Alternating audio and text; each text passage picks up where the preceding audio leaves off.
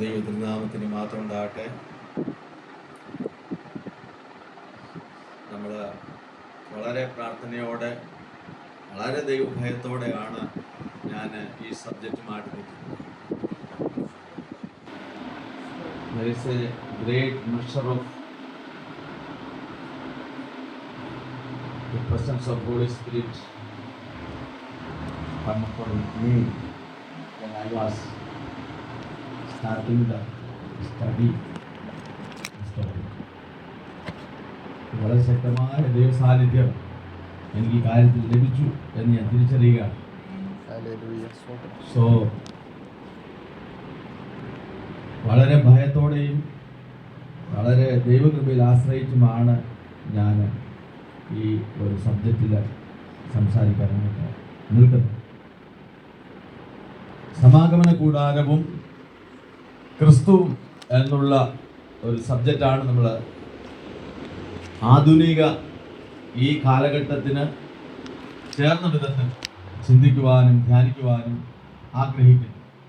നമുക്കറിയാം, സമാഗമന കൂടാരം എന്ന് പറയുന്നത് പഴയ നിയമവുമായിട്ട് ബന്ധപ്പെട്ട ഒരു കാര്യമാണെന്നാണ് ഒറ്റ വാക്കിൽ പെട്ടെന്ന് ആളുകൾക്ക് ചിന്ത വരും. എന്നാൽ ഫ്രം ജനസിസ്, ഉൽപ്പത്തി മുതൽ വെളിപ്പാട് പുസ്തകം വരെ തിങ്ങി നിറഞ്ഞു നിൽക്കുന്ന സത്യമാണ് സമാഗമന കൂടാരം എന്ന് പറയുന്ന ആ ദൈവത്തിൻ്റെ കൂടാരം. നമുക്കെല്ലാം അറിയാം, ഏദൻ തോട്ടത്തിലായിരുന്നു മനുഷ്യൻ. എപ്പോഴവർ പാപം ചെയ്തോ ദൈവം അവരായിരുന്ന ഏതോ ഒരു ടെറിട്ടറിയിൽ നിന്ന് അവരെ പുറത്താക്കി. പിന്നെ അവർക്ക് ആ സ്ഥലത്തേക്ക് പ്രവേശിക്കുവാനായിട്ട് അനുമതി ലഭിച്ചില്ല. അത് കാണിക്കുന്നത് ദൈവത്തിന്റെ കൂടാരത്തിന്റെ അകത്ത് അവരായിരുന്നു. എപ്പോൾ അവരുടെ ജീവിതത്തിൽ പാപം സംഭവിച്ചോ അവർ കൂടാരത്തിന് പുറത്തു പോയി. ഇതായിരുന്നു ദൈവം പറഞ്ഞത്. ഇത് തന്നെയാണ് ഈ സമാഗമന കൂടാരത്തിന്റെ അതിപരിശുദ്ധ സ്ഥലത്തേക്ക് കയറുന്ന മഹാപുരോഹിതൻ മരണത്തെ വഹിച്ചുകൊണ്ടാണ് അവിടെ നിൽക്കുന്നത്. അദ്ദേഹം പാപത്തിന്റെ ഒരംശമെങ്കിലും ഉണ്ടെങ്കിൽ അവിടെ അദ്ദേഹം മരിച്ചു വീഴും. പിന്നീട് അദ്ദേഹത്തിന് അവിടെ നിൽക്കാനോ പിന്നൊന്നും ചെയ്യാനും കഴിയില്ല. അദ്ദേഹത്തെ വലിച്ച് പ്രാകാരത്തിലേക്ക് വെളിയിലോട്ട് കൊണ്ടുവരിക മാത്രമേ ആളുകൾക്ക് കഴിയൂ. ഏദൻ പർദീസയിൽ നിന്ന് മനുഷ്യനെ അവിടെ വെച്ച് ഇല്ലാതെയാക്കാതെ മനുഷ്യനെ ദൈവം അവിടെ നിന്ന് പുറത്തേക്ക്, അവൻ എടുത്ത മണ്ണിലേക്ക് പുറത്തേക്ക് കൊണ്ടുവന്നു, ഔട്ടർ കോർട്ടിലേക്ക് കൊണ്ടുവന്നു. എത്രമാത്രം സമാഗമന കൂടാരവുമായിട്ടുള്ള ബന്ധത്തിൽ നോക്കുമ്പോൾ എത്രമാത്രം കരുണയാണ് ആദാമിന് ലഭിച്ചത്. അവനെ ദൈവം കൊന്നില്ല, പക്ഷേ അവനായിരുന്ന ഒരു അതിപരിശുദ്ധ സ്ഥലത്ത് നിന്ന്, ആ ഒരു ടെറിട്ടറിയിൽ നിന്ന് അവന് അതിന് പുറത്തെ കോർട്ടിലേക്ക് മാറേണ്ടി വന്നു. അവിടെ അവൻ ഒരുപാട് അധ്വാനിക്കേണ്ടി വന്നു. ഒരുപാട് വേദനകൾ ഉള്ള കാര്യങ്ങൾ അവൻ അവിടെ ഫീൽ ചെയ്യും. നമ്മൾ വിചാരിക്കും സമാഗമന കൂടാരം അവിടെ ഇല്ലല്ലോ. നമുക്ക് വെളിപ്പാട് പുസ്തകത്തിലേക്ക് വന്ന് നോക്കുമ്പോൾ അവിടെ 15-ാം അധ്യായത്തിന്റെ 5-ാം വാക്യം ഒന്ന് വായിച്ചാൽ.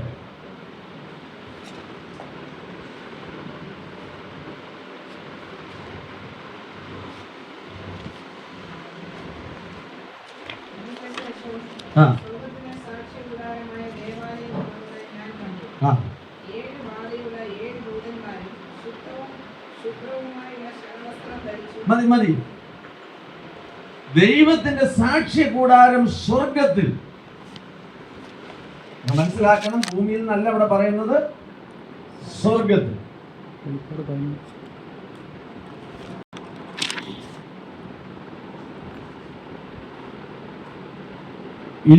വെളിപ്പാട് പുസ്തകം 21-ാം അധ്യായത്തിന്റെ 22-ാം വാക്യം വായിച്ച്. 21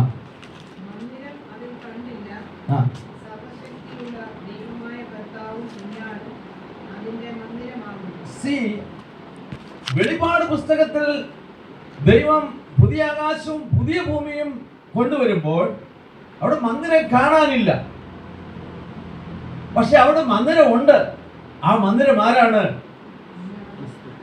ആ മന്ദിരം ദൈവവും കുഞ്ഞാടുമാണ്. ഇറ്റ് മീൻസ് ദൈവത്തിന്റെ കുഞ്ഞാടിനെ അവിടെ കൊണ്ടുവരികയാണ്. ഉൽപ്പത്തി പുസ്തകത്തിൽ ദൈവം തന്നെയായിരുന്നു. എന്നാൽ മനുഷ്യൻ പാപം ചെയ്ത് കഴിഞ്ഞപ്പോൾ തന്റെ പുത്രൻ പാപം വഹിക്കുന്ന കുഞ്ഞാടായി തീർന്നു. ഒരിക്കൽ പാപം ചെയ്തിട്ട് പാപത്തിൽ നിന്ന് വീണ്ടെടുക്കപ്പെട്ടവർ അവിടെ ഉള്ളത് കൊണ്ടാണ് ദൈവത്തിന്റെയും കുഞ്ഞാടിന്റെയും കൂടാരമെന്ന് അതിന് പേര് വന്നത്.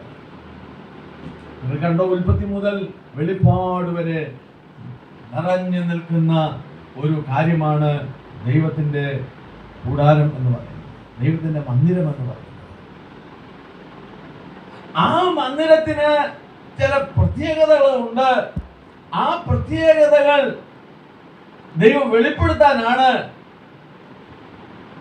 ഇസ്രായേൽ മക്കളെ മരുഭൂമിയിലേക്ക് ദൈവം കൊണ്ടുവന്നതും ആ മരുഭൂമിയിൽ വെച്ച് ദൈവം ആ ആലയത്തിന്റെ പ്രകാശനം അവർക്ക് കൊടുക്കുകയും ചെയ്തു. ഇസ്രായേൽ മക്കളെ മരുഭൂമിയിലേക്ക് കൊണ്ടുവന്നതിന് പല കാരണങ്ങളുണ്ട്. എല്ലാം വിവരിക്കുന്നത് ഈ ക്ലാസിന്റെ ഭാഗമായി നിന്നുകൊണ്ട് പറയുന്നത് ശരിയാണ്. ആളുകൾ പറയും, ഫറവോനെയും സൈന്യത്തെയും ചെങ്കടലിൽ മുക്കിക്കളഞ്ഞ ദൈവം അനീതിയുള്ളവനാണ്. ദൈവം ഒരു അനീതിയുള്ളവനല്ല. നിങ്ങൾക്കറിയാമോ, ലക്ഷോപലക്ഷം ആയിരക്കണക്കിന് കുഞ്ഞുങ്ങളെ മോശയുടെ ജനനത്തിന്റെ സമയത്ത് കൊന്ന് നൈൽ നദിയിൽ ഒഴുക്കിയപ്പോൾ അത് അനീതിയാണെന്ന് ആരും പറഞ്ഞു. എന്നാൽ ദൈവത്തിന്റെ ദൃഷ്ടിയിൽ ദൈവം പറഞ്ഞൊരു കാര്യം, നിങ്ങൾ വിതയ്ക്കുന്നത് തന്നെ നിങ്ങൾ കൊയ്യും. മനുഷ്യൻ വിതയ്ക്കുന്നത് തന്നെ മനുഷ്യൻ കൊയ്യും. ഫറവോനും സൈന്യവും അവർ നിർദാക്ഷിണ്യം അനേകായിരം ലക്ഷോപലക്ഷം കുഞ്ഞുങ്ങളെ കൊന്ന് നൈൽ നദിയിൽ തള്ളിയപ്പോൾ ഫറവോനെയും അവന്റെ രഥങ്ങളെയും അതിനോടിച്ചിരുന്നവരെയും ചെങ്കടൽ മുക്കിക്കളഞ്ഞപ്പോൾ ദൈവം അനീതിയുള്ളവനാണെന്ന് ആരും പറയുന്നു. കാരണം അവരെന്തുവായിരുന്നു ഈ നിഷ്കളങ്കരായ ജനത്തോട് ചെയ്തത്? അവരുടെ കുഞ്ഞുങ്ങളോട് ചെയ്തത് അവരുടെ നന്മകൾ ഓർത്തില്ല. ഒരു കാലത്ത് മിസ്രൈമിനെ ഇത്രമാത്രം ഉയർത്തി തോർത്തില്ല. പക്ഷേ ദൈവം തന്റെ ജനത്തിനെ വിടുവിക്കുമെന്ന് പറയുന്ന സമയത്ത് ദൈവത്തിന്റെ പ്രകടമാകുന്ന ദൈവത്തിന്റെ വെളിപ്പെടുത്തലുകൾ ദൈവം നീതിയോടെ ചെയ്യുന്ന ദൈവമാണ്. ദൈവത്തിന്റെ സമാഗമന കൂടാരം ദൈവത്തിന്റെ അധിവാസം വെളിപ്പെടുത്തുന്ന കാര്യമാണ്. നമുക്ക് വായിക്കാം പുറപ്പാട് പുസ്തകം 25-ാം അധ്യായത്തിന്റെ 8-9 വാക്യം.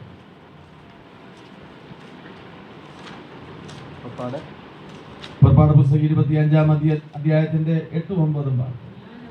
ഞാൻ അവരുടെ നടുവിൽ വസിപ്പാൻ അവർ എനിക്ക് ഒരു വിശുദ്ധ മന്ദിരം ഉണ്ടാക്കണം. തിരുനിവാസവും അതിന്റെ ഉപകരണങ്ങളും ഞാൻ കാണിക്കുന്ന മാതൃക പ്രകാരം ഒക്കെയും തന്നെ ഉണ്ടാക്കണം. എത്ര സ്പെസിഫിക് ആയിട്ട് അതിനെ എഴുതിയേക്കുന്നത് നോക്കണം. ഞാൻ കാണിക്കുന്ന മാതൃക പ്രകാരം തന്നെ ഒക്കെയും ഉണ്ടാക്കണം. എല്ലാ കാര്യങ്ങളും വളരെ കൃത്യതയോടെ ദൈവം കാണിക്കുന്ന മാതൃകകൾ ഉണ്ടാക്കണം. ഇറ്റ് മീൻസ് അതിന് മറ്റൊരു ഒറിജിനൽ ദൈവത്തിന്റെ കയ്യിലുണ്ട്. ആ ഒറിജിനലാണ് ദൈവം മോശയ്ക്ക് കാണിച്ചു കൊടുത്തത്. നമ്മൾ 119 സങ്കീർത്തനത്തിൽ കാണുന്നുണ്ട്, ദൈവമേ നിന്റെ വചനം സ്വർഗത്തിൽ എന്നേക്കും സ്ഥിരമായിരിക്കുന്നു. ആദ്യം വചനം ഉണ്ടായിരുന്നു, വചനം ദൈവത്തോടു കൂടെയായിരുന്നു, വചനം ദൈവമായിരുന്നു. ദൈവം ചെയ്ത കാര്യങ്ങളിലെല്ലാം അനാദി നിത്യതയിലുള്ള ദൈവത്തിന്റെ വചനത്തിന്റെ ഒരു വെളിപ്പെടുത്തൽ എന്ന് പറയുന്നത്. ദൈവം ഏത് കാര്യവും ചെയ്യുമ്പോൾ അത് ദൈവത്തിന്റെ ഒരു മുൻനിർണയ പ്രകാരമാണ് ദൈവം എന്ന് പറയുന്നത്. ദൈവത്തിന്റെ പ്രവർത്തനങ്ങളെല്ലാം വിശ്വസ്തതയുള്ളതും തികവുള്ളതുമാണ്. വെരി ക്ലിയർ ആയിട്ട്, വളരെ സ്പെസിഫിക് ആയിട്ട്, സൂക്ഷ്മമായിട്ട് മാത്രമേ ദൈവം അവന്റെ പ്രവൃത്തി ചെയ്തുള്ളൂ. മനുഷ്യനെ പോലെ ബുദ്ധി കേടോ അല്ലെങ്കിൽ ഓർമ്മ കുറവോ അല്ലെങ്കിൽ എന്തെങ്കിലും പിശക് പറ്റി എന്ന് പറയുന്ന ഒരു കാര്യം ദൈവത്തിന് ഉണ്ടാകത്തില്ല. ഈ തിരുവഴുത്തിനകത്ത് ഒരു പിശകും ഇന്ന് വരെയും ഇല്ല. മനുഷ്യൻ പകുതി എഴുതിനകത്ത് വല്ലതും പിശകുണ്ടായിരിക്കും, പക്ഷെ ദൈവത്തിന് ഒരു തെറ്റും പറ്റിയിട്ടില്ല. അവന്റെ വിശ്വസ്തതയിൽ അവനെല്ലാം ചെയ്യുന്നു. ഇത്രയൊക്കെ ഭാഷാന്തരപ്പെടുത്തി നമ്മുടെ കിട്ടിയതിന് സ്തോത്രം. 2000-ലധികം ഭാഷകളിൽ ഈ ബൈബിൾ ഭാഷാന്തരപ്പെടുത്തി അനേക ആളുകൾക്ക് അവർക്ക് ഭാഷകള്, ഭാഷയുടെ പോഷണങ്ങള്, അങ്ങനെ വിവിധങ്ങളായ അനുഗ്രഹങ്ങൾ ഈ പുസ്തകം മുഖാന്തരം ഉണ്ടായിട്ടുണ്ട്. പക്ഷേ ഈ പുസ്തകത്തിന്റെ ഉദ്ദേശം ദൈവത്തിന്റെ ഗീതം, ദൈവത്തിന്റെ ഉദ്ദേശം മനുഷ്യനെ അറിയിക്കുക എന്നുള്ളതാണ്. നമ്മള് അവിടെ കണ്ടത് എനിക്ക് വസിക്കേണ്ടതിന്, that is the purpose of god. ഇത് പുതിയ നിയമത്തിൽ എന്തെങ്കിലും പറഞ്ഞിട്ടുണ്ടോ? 2 കൊരിന്ത്യർ 6-ാം അധ്യായത്തിന്റെ 16-17 വായിച്ചാട്ടെ. ഈ ആശയത്തിൽ പഴയ നിയമത്തിൽ സമാഗമന കൂടാരം പണിയാൻ പറഞ്ഞ അതേ ആശയത്തിൽ പുതിയ നിയമത്തിൽ സഭയ്ക്ക് എന്തെങ്കിലും ചിന്തിക്കാനുണ്ടോ? 6-ാം അധ്യായത്തിന്റെ 16-17 ദൈവാലയത്തിന് വിഗ്രഹങ്ങളോട് എന്ത് യോഗ്യത? നാം ജീവനുള്ള ദൈവത്തിന്റെ ആലയമല്ലോ. നാം ജീവനുള്ള ദൈവത്തിന്റെ ആലയമല്ലോ. ഞാൻ അവരിൽ വസിക്കുകയും അവരുടെ ഇടയിൽ നടക്കുകയും ചെയ്യും. ഞാൻ അവർക്ക് ദൈവവും അവർ എനിക്ക് ജനവുമാകും എന്ന ദൈവം അരുളി ചെയ്തിരിക്കുന്നുവല്ലോ. എവിടാ ഇത്? ഡീറ്റെയിൽ ആയിട്ട് നമ്മൾ പഠിക്കും. ഇതൊരു ഇൻട്രൊഡക്ഷൻ, ഈ നമ്മൾ പഠിക്കാൻ പോകുന്ന കാര്യത്തെക്കുറിച്ചുള്ള ഒരു ആമുഖമായിട്ടുള്ള കാര്യങ്ങളാണ് പറയുന്നത് എന്നുള്ളത് കൊണ്ട് ഞാനതിന്റെ വിവരണത്തിലേക്ക് പോകുന്നില്ല. 29-ാം അധ്യായത്തിന്റെ 44, 45, 46 നിങ്ങൾക്ക് വായിക്കാം. വേറെ ലേവ്യ പുസ്തകത്തിലും ഒക്കെ ഇതിനെക്കുറിച്ച് ദൈവം പറഞ്ഞിട്ടുണ്ട്. അതൊക്കെ നമുക്ക് മുൻപോട്ട് പോകുമ്പോൾ നമ്മൾ അതിനെക്കുറിച്ച് പഠിക്കുന്നതാണ്. പക്ഷെ ഇവിടെ ഞാൻ പറയുന്നത് സഭയ്ക്കും ഇതേ കാഴ്ചപ്പാടാണ് ദൈവം തന്നേക്കുന്നത്. ഒന്നാമത്തെ ഇസ്രായേൽ ഈ സമാഗമന കൂടാരം അവർക്ക് കൊടുത്തത് ദൈവം അവരുടെ മധ്യേ വസിച്ചുകൊണ്ട് ഈ ജനത്തെ മുൻപോട്ട് കൊണ്ടുപോകണം. ഇതായിരുന്നു ദൈവത്തിന്റെ പദ്ധതി. 1, അവരെ മുൻപോട്ട് കൊണ്ടുപോകണം. 2, അവരെ ദൈവത്തിൽ ആഴമായിട്ട് കൊണ്ടുപോകണം. എന്തുകൊണ്ട് ഞാനതിനെ നിങ്ങൾക്ക് മനസ്സിലാവുന്ന ഭാഷയിൽ പറയാം. ഈ സമാഗമന കൂടാരത്തിന്റെ ഉള്ളിലേക്ക് അവരെ കൂടുതൽ കൊണ്ടുപോകണം. അതുപോലെ തന്നെ ഈ സമാഗമന കൂടാരവുമായിട്ട് ഇവരെ ലോകം മുഴുവൻ കൊണ്ടുപോകും. നിങ്ങൾ കണ്ടോ, ഈ കൂടാരം ഒരിടത്തും ഉറയ്ക്കുന്നതായിട്ട് ദൈവം അവർക്ക് കൊടുത്തില്ല. ഞാൻ പിന്നീട് അതിനെക്കുറിച്ച് പറയുന്നുണ്ട്. അന്നേരം ഞാൻ അതിനെക്കുറിച്ച് പറയാം. സ്തെഫാനോസിന്റെ പ്രസംഗം നിങ്ങൾ അപ്പോസ്തലപ്രവൃത്തി 7-ാം അധ്യായത്തിൽ വായിച്ചു നോക്കണം. അവിടെ ഈ കൂടാരമാണ് ദൈവത്തിന്റെ കൂടാരമെന്നും ദാവീദിനും ശലോമോനും ദൈവം കൊടുത്ത കൃപ എന്ന് പറയുന്നത് ദൈവത്തിന് ഒരു നിവാസം പണിയാനായിട്ട് അവർ ആഗ്രഹിച്ചത് കൊണ്ട് ദൈവം കൃപ കൊടുത്തെന്നാ പറഞ്ഞു. പക്ഷേ ഇതിനെ ദൈവം ഇസ്രായേലിന് ദൈവം കൊടുത്ത മന്ദിരമായിട്ടാണ് സ്തെഫാനോസ് അവിടെ പറയുന്നത്. അത് യോശുവ അവരെ വാഗ്ദത്ത നാട്ടിൽ കനാനിൽ പ്രവേശിപ്പിക്കുന്നിടം വരെ അവരുടെ നടുവിൽ ഉണ്ടായിരുന്നു. കേവലം വാഗ്ദത്ത നാട്ടിൽ പ്രവേശിക്കുമ്പോൾ മാത്രം അത് ഉണ്ടാകണമെന്നല്ല ദൈവം ആഗ്രഹിച്ചത്. ഇതിന്റെ പർപ്പസ് പിന്നീട് കാണുന്നുണ്ട്. ഇതിന്റെ പർപ്പസ് ഇത് ലോകം മുഴുവനും ദൈവത്തിന്റെ വെളിച്ചവും ദൈവത്തിന്റെ സാന്നിധ്യവും എത്തിക്കണമെന്നുള്ള പർപ്പസിലാണ് ദൈവം അവർ കൊടുത്തത്. പക്ഷേ അവർ അതിനെ പരിമിതമായി ഒരു സ്ഥലത്തേക്ക് ഒതുക്കി. 1, ദൈവത്തെ അറിയുകയും ദൈവത്തിലേക്ക് വളരുകയും ചെയ്യണം. 2, ദൈവത്തിലൂടെ ലോകം മുഴുവനും അവർ എന്ത് ചെയ്യണം? ദൈവത്തെ കൊടുക്കണം. പക്ഷെ എത്രമാത്രം അവരതിൽ വിജയിച്ചു? അവർ പരാജയപ്പെട്ടു. അപ്പോഴാണ് ഞാൻ എന്റെ സഭയെ പണിയുമെന്ന് യേശു പറഞ്ഞത്. ആ സഭ മുഖാന്തരം ലോകം മുഴുവൻ ഈ കാര്യം നടന്നുകൊണ്ടിരിക്കുക. ഏതാ കാര്യം? 1, ദൈവത്തെ നാം അറിയുകയും ദൈവം നമ്മളെ ഉപയോഗിക്കുകയും ചെയ്യുകയാണ്.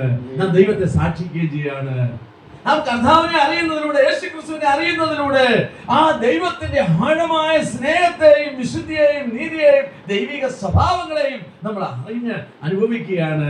ഒപ്പം അവന്റെ നാമത്തിന്റെ സാക്ഷികളായി ഭൂതലത്തിലെല്ലാം നമ്മൾ സഞ്ചരിക്കുകയാണ്. അതുകൊണ്ട് നമ്മൾ അവന്റെ മന്ദിരമാണ്. അവൻ നമ്മിൽ വസിക്കുകയാണ്. ഇവിടെ എത്ര മനോഹരമായ പിക്ചറാണ്! ദൈവത്തിന്റെ പ്ലാനാണ്, ദൈവത്തിന്റെ ഒരു വിഷനാണ് ഈ സമാഗമന കൂടാരം എന്ന് പറയുന്നത്. അതെത്ര പർപ്പസിബിളായ, എത്ര ഉദ്ദേശത്തോടു കൂടിയാണോ ദൈവം കൊടുത്തത്, അതിന്റെ ഉദ്ദേശം മുഴുവനും ആ ജനത്തിന് സ്വീകരിക്കാൻ കഴിഞ്ഞില്ല. പലപ്പോഴും ഞാൻ പറയട്ടെ, എഹെസ്കേൽ പ്രവാചകന്റെ പുസ്തകം 2-3 അധ്യായം വായിക്കുമ്പോൾ നിങ്ങൾക്കറിയാം, ഈ ജനം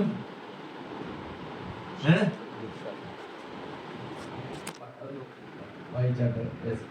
എഹെസ്കേൽ പ്രവാചകന്റെ പുസ്തകം അവിടെ പറയുന്നു,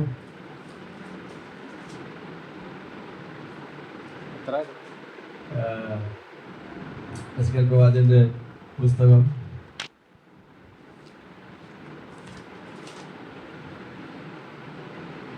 2-ാം അധ്യായം 7-ാം വാക്യം.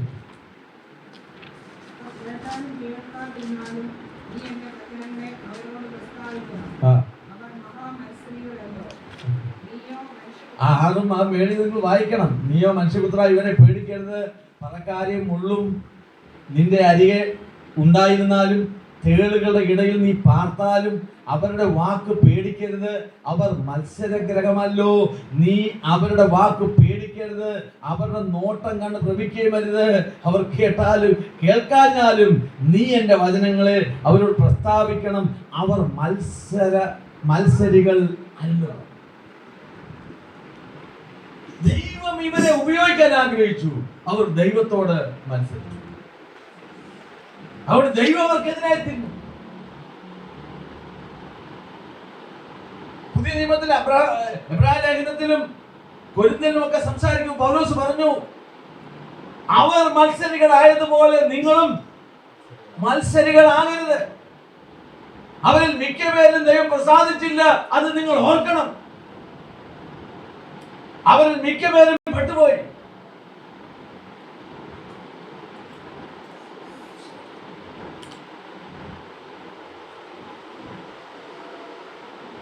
പ്രിയപ്പെട്ടവരെ, നമ്മൾ സൂക്ഷ്മത്തോടെ കൈകാര്യം ചെയ്യേണ്ട കാര്യങ്ങളാണ് ദൈവം നമ്മളെ വരവേൽപ്പിച്ചിരിക്കുന്നത്. എബ്രായ ലേഖനത്തില് അപ്പോസ്തലനായ പൗലോസ് ഇങ്ങനെ പറയുകയാണ്, നമുക്കറിയാം അതിന്റെ 6-ാം അധ്യായത്തിന് 4 മുതൽ, ഒരിക്കൽ പ്രകാശനം ലഭിച്ചിട്ട് സ്വർഗീയ ദാനം ആസ്വദിക്കുകയും പരിശുദ്ധാത്മാവിനെ പ്രാപിക്കുകയും ദൈവത്തിന്റെ നല്ല വചനവും വരുവാനുള്ള ലോകത്തിന്റെ ശക്തി ആസ്വദിക്കുകയും ചെയ്തിട്ട് പിന്മാറിപ്പോയാൽ തങ്ങൾക്ക് തന്നെ ദൈവത്തിന് വീണ്ടും ക്രൂശിക്കുന്നവരും അവന് ലോകാപവാദം വരുത്തുന്നവരും ആകൊണ്ട് അവനെ വീണ്ടും ഒരു അനുതാപത്തിലേക്ക് പുതുക്കിക്കൊണ്ടുവരാൻ കഴിയില്ല. കാരണം എപ്പോഴും ദൈവത്തിന്റെ ആത്മാവ് അവർക്ക് വേണ്ടി വാദിക്കുന്നു. ഇന്ന് നിങ്ങൾ പരിശുദ്ധാത്മാവിനോട് മത്സരിച്ചാൽ നാളെ നിങ്ങൾ മത്സരഗ്രഹമായി മാറാം. ഇത് പലതും ഇസ്രായേലിന് സംഭവിച്ചതാണ്. അവസാനം ഒരു മേൽവിലാസം വീണും അവര് മത്സരഗ്രഹമല്ലോ. ചിലർ പറയുന്നത് രക്ഷ നഷ്ടപ്പെടത്തില്ലെന്നാണ്. യൂദായുടെ ലേഖനം 1:5 വായിച്ച്.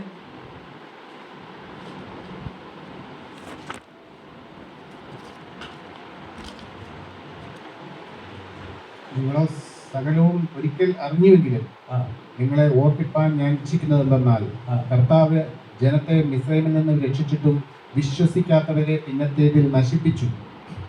നിങ്ങൾ മനസ്സിലാക്കുന്നുണ്ടോ? കർത്താവ് രക്ഷിച്ചു, അവർ രക്ഷപ്പെട്ടു, അല്ലേ? രക്ഷ പ്രാപിച്ചു. എന്നാൽ പിന്നത്തേതിൽ ദൈവം അവരെ നശിപ്പിച്ചു. രക്ഷഭദ്രമാണോ? രക്ഷഭദ്രമാണ്. ദൈവം രക്ഷിക്കാൻ തീരുമാനിച്ച ആർക്കാണ് ഇനി നശിപ്പിക്കാൻ പറ്റുന്നത്? പക്ഷേ രക്ഷ നഷ്ടപ്പെടുത്തുവാനുള്ള സാധ്യതകൾ നിങ്ങൾക്ക് 10,000 ഓരോ ദിവസവും നിങ്ങൾക്ക് ഈ രക്ഷ വേണ്ട, അല്ലെങ്കിൽ രക്ഷ ത്യജിക്കാൻ, ഈ ദൈവത്തെ ത്യജിക്കാൻ പല സാധ്യതകളും വെളിയിൽ നിന്ന് നിങ്ങളെ എന്ത് ചെയ്യാണ്? തമ്പിയുടെ ഹൃദയത്തിൽ പറയുന്നത് പോലെ വെളിയിൽ നിന്ന് നിങ്ങളെ തേടുകളും പാപങ്ങളും. നമ്മള് എകെസ്കേൽ വായിച്ചല്ലോ, മത്സരക്കിരങ്ങളിലകത്ത് എന്തൊക്കെ ഇരിക്കുന്നത്.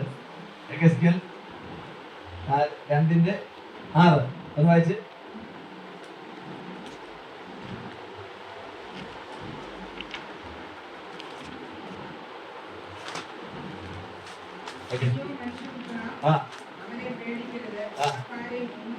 പറക്കാര മുള്ള് അത് നിന്റെ അരികിലുണ്ടായാലും തേളുകളുടെ ഇടയിൽ നീ പാർത്താലും. ഇതാരെ കുറിച്ചാ പറയുന്നത്? ഇസ്രായേൽ ഗ്രഹത്തെ കുറിച്ചാണ് പറയുന്നത്. പ്രവാചകൻ പ്രവചനം പറയുമ്പോൾ, ദൂത് പറയുമ്പോൾ അവര് പറയുകയാണ്, പ്രവാചക നീ പറയുന്നതെല്ലാം കള്ളമാണ്, നീ പറയുന്നത് പോലെ ഒന്നും സംഭവിക്കത്തില്ല. ദൈവം ഞങ്ങളെ അനുഗ്രഹിച്ച് വിശാലതയെ കൊണ്ടുവന്നാ പറഞ്ഞേക്കുന്നത്. പാലത്തേനും ഒഴുകുന്ന നാട് തരുമെന്നാ പറഞ്ഞേക്കുന്നത്. ഞങ്ങൾക്കിതിന് ഞങ്ങളുടെ വീടിന്റെ സൈഡിൽ കൂടെ പാൽ ഒഴുകി തേൻ ഒഴുകി ഞങ്ങൾക്ക് മുന്തിരിവള്ളിയും ഞങ്ങൾക്ക് ഞങ്ങളുടെ എന്താ പറഞ്ഞത് തോട്ടമെല്ലാം അത്തിയുടെ തോട്ടങ്ങളൊക്കെ സമൃദ്ധി ഉണ്ടാകുമെന്നാ നീ പ്രവചിക്കേണ്ടത്. അല്ലാതെ നീ ഇപ്പോൾ ദൈവത്തെ അനുസരിക്കണമെന്നും ദൈവം ഞങ്ങളെ വിട്ട് പോലും മാറിപ്പോകുമെന്നൊന്നും പറയുന്ന കാര്യങ്ങളൊന്നും അല്ല പറയേണ്ടത്. പ്രവാചകനോട് ദൈവം പറഞ്ഞു, ഞാൻ നിന്നോട് പറയുന്നത് തന്നെ നീ അവരോട്.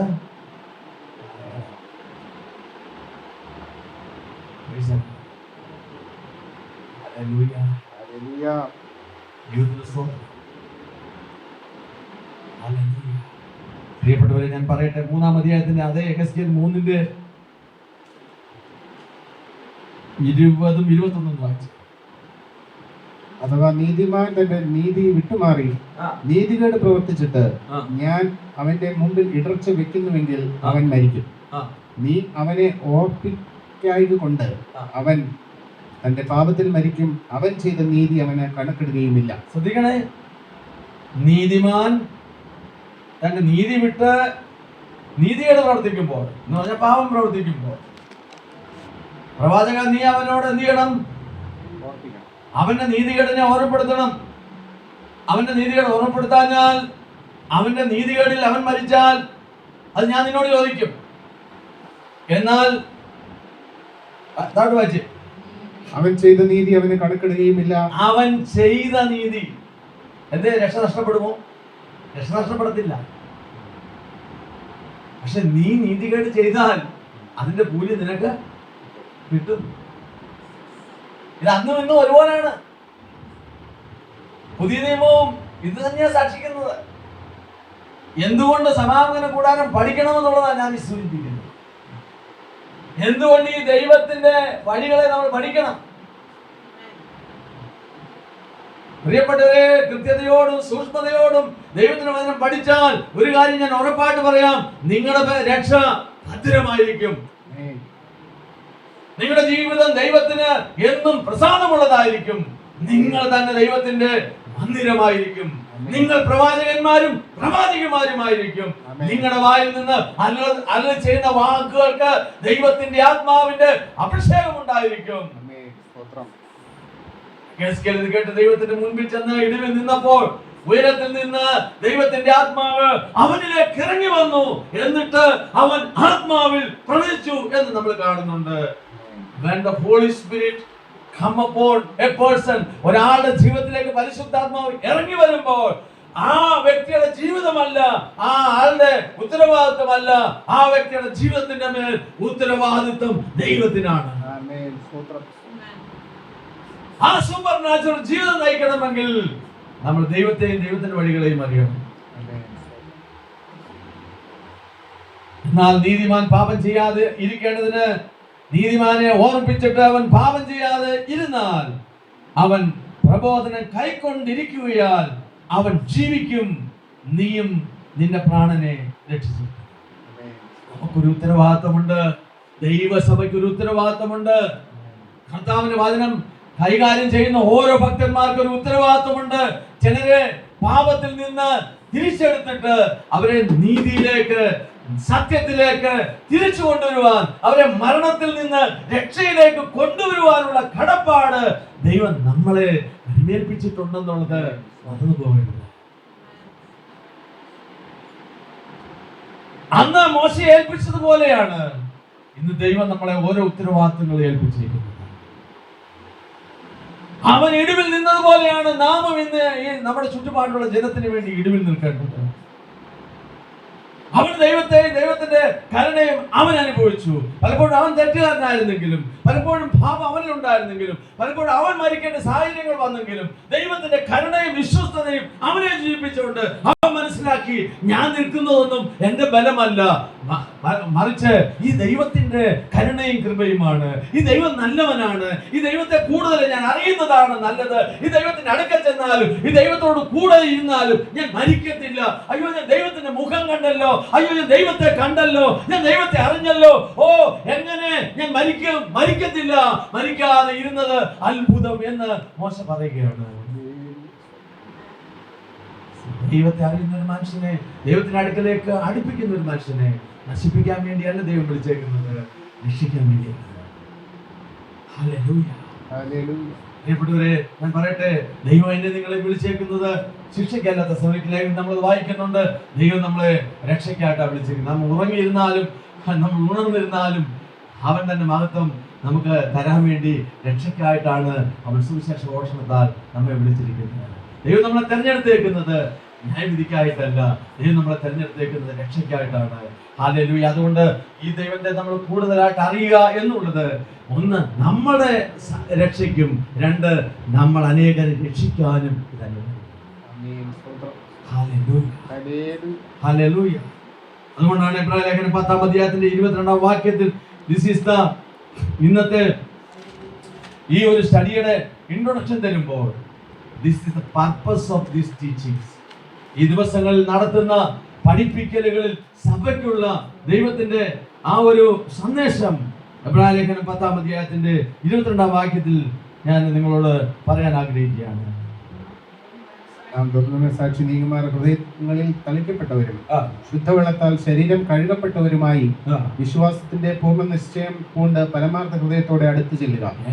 വിശ്വാസത്തിന്റെ പൂർണ്ണ നിശ്ചയം നമുക്ക് ലഭിക്കാനാണ് നാം ഈ കാര്യങ്ങൾ പഠിക്കുന്നത്.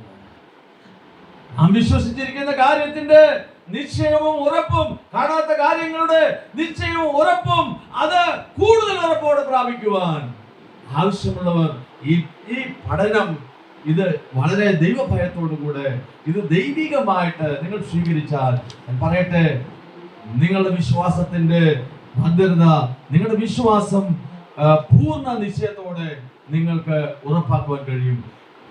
എപ്പോൾ നിങ്ങളുടെ വിശ്വാസം പൂർണ്ണ പ്രാഗൽഭ്യത്തോടെ നിങ്ങൾ ഉറപ്പായിരിക്കുമോ, അത്രത്തോളം കാലം നിങ്ങളുടെ രക്ഷയും ഭദ്രമായിരിക്കും. എത്രത്തോളം നിങ്ങൾ ദൈവത്തിൽ ഉറപ്പുള്ളവരും കുലുങ്ങാത്തവരുമാണോ, അത്രത്തോളം ദൈവം നിങ്ങളെ ഉപയോഗിച്ചുകൊണ്ടേയിരിക്കും. അത്രത്തോളം ദൈവത്തിന് നിങ്ങൾ പ്രയോജനമുള്ളവരായി മാറണം. Hallelujah, hallelujah. എന്തുകൊണ്ടാണ് കാറ്റും തിരമാലയും അടിച്ചപ്പോൾ ആ കാറ്റിന്റെ തിരമാലയും ഒന്നും മുൻകൂട്ടി യേശുവിനെ അറിയത്തില്ലായിരുന്നു? അന്നത്തെ ലെസൺ എന്തുവാണെന്നറിയാമോ? ആ താഴ്വരയിൽ, ആ ഇരുട്ടിൽ അവർക്കൊന്നും ചെയ്യാൻ കഴിയാത്ത ആ അന്ധകാരം നിറഞ്ഞതാകുന്ന ഇരുട്ടിന്റെ നടുവിൽ അവരെ ദൈവം അയച്ചത് എന്തിനാണെന്നറിയാമോ? ആ കൊടുങ്കാറ്റ്, ആ എന്താ പറയുന്നത്, ആ കൊടുങ്കാറ്റിനെ അവർ നേരിടാൻ തന്നെയാണ്.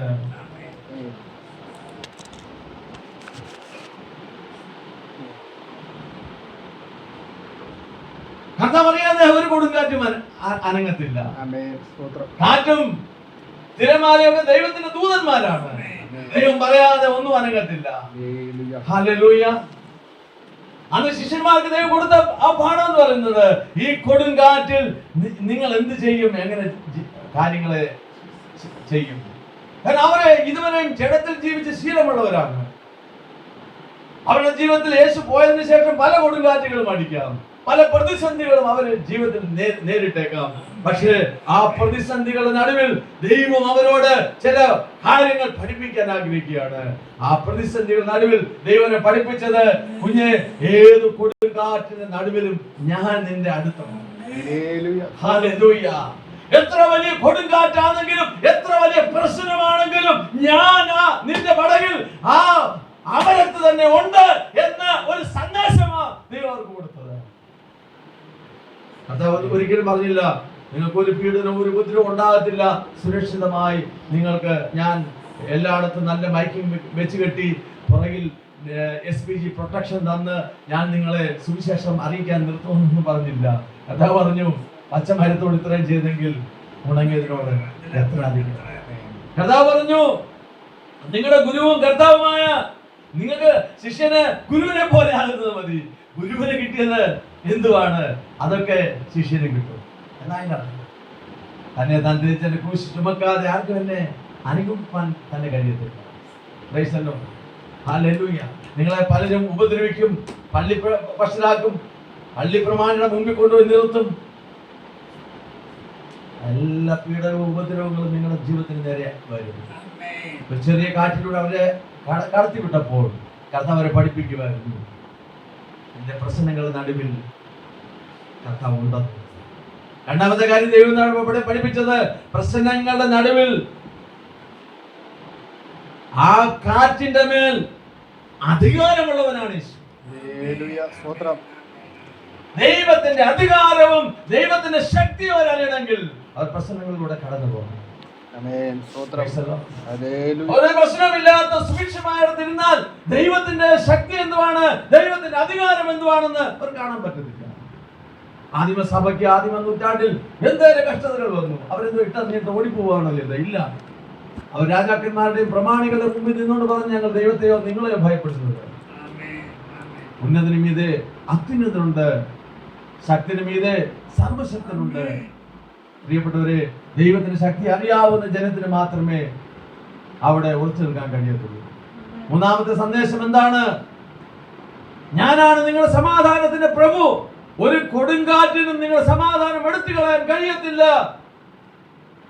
എന്റെ ജീവിതം ഞാൻ നിങ്ങൾക്ക് വേണ്ടി തന്ന് ഞാൻ നിങ്ങളെ വിളിച്ചിട്ടുണ്ടെങ്കിൽ നിങ്ങളുടെ സമാധാനം എടുത്തു കളയുവാൻ ഈ ലോകത്തിൽ നിങ്ങൾക്ക് നേരെ വരുന്ന ഒരു പ്രശ്നത്തിനും കഴിയത്തില്ല. ഞാൻ പറയട്ടെ, ജീവിതത്തിന്റെ സാഹചര്യങ്ങളിലൂടെ കടന്നു പോകുമ്പോൾ മാത്രമേ ദൈവത്തിന്റെ മഹത്വം അനുഭവിച്ചറിയാൻ പറ്റത്തുള്ളൂ. ചെങ്കടലിൽ ഇക്കരെ നിന്നുകൊണ്ട് ജനം പറഞ്ഞു, എന്താ പറഞ്ഞു?